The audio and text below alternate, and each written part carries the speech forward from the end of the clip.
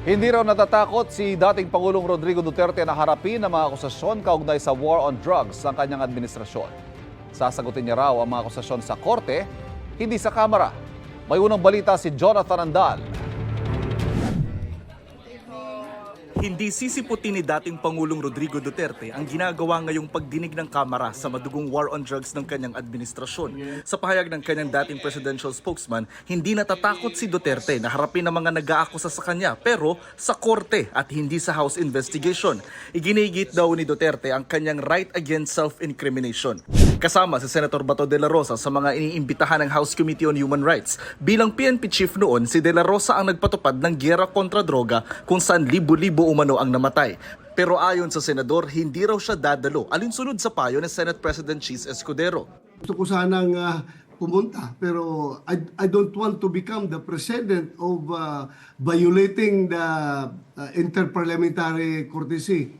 So sinusunod ko yung guidance ng aming Senate President. Ayan po ang sagot niya sa akin.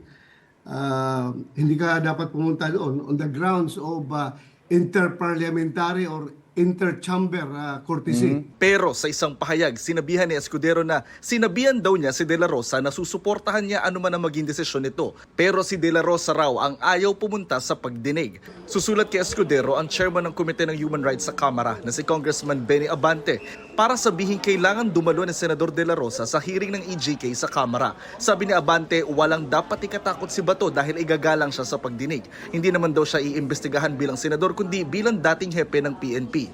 We are not actually pointing an accusing finger on him. Hindi yun eh.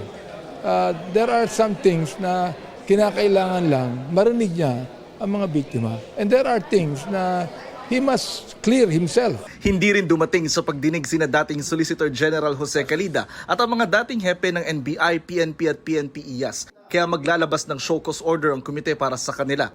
Pinagalitan ng chairman ng House Committee on Human Rights ang mga pulis na kumukuha ng litrato ng mga kaanak ng EJK victims. I am prohibiting any police officer to take pictures of these victims.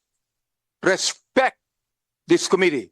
I do not want anyone to take pictures of anybody if you are not member of the media. Nasabon din ang mga pulis na nag-operate noon sa mga drug suspects sa Payatas, Quezon City kung saan 3 ang namatay dahil hindi raw alam ang protocol ng Oplan Tokhang na kanilang ipinatupad. Ano po ba ang protocol na gagawin sa Oplan or Project Tokhang, which is differentiated from Oplan Double Barrel?